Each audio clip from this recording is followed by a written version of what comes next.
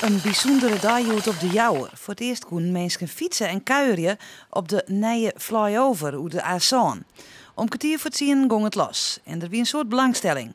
De meeste bezoekers binnen onder de indruk. Het is heel spectaculair.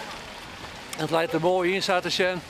Je krijgt wel een mooi overzicht hoe de bochten erin rennen en zo. Dus, en ik vind het ook leuk van de maatschappij dat ze het ingesteld heeft voor het personeel, voor het publiek.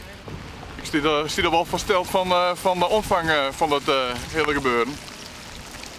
Ja, en ik vooral de snelheid wat mij gebeurt. Het is mooi te worden even. Het is prachtig om even te zien. Het lijkt een mooi strakke intocht. Dus van nu Emmeloord naar Snitsmudden, dat scheelt een heel eind naar volgende week. De dik is haast klaar. Tussen 5 en 13 oktober wordt hij in fases in gebruik naam.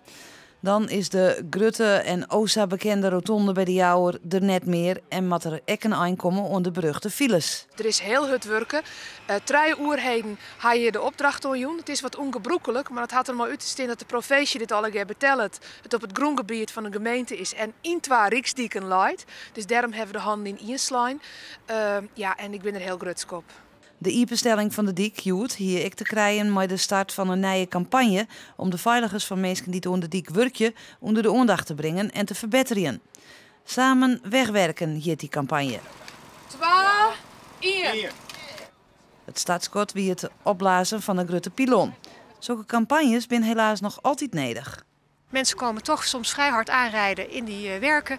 En dan moet je ter plekke bedenken wat je gaat doen. En het is gewoon verstandig om dat wat rustiger te doen. En dat blijkt dat je daar de mensen bij voortduring aan moet herinneren.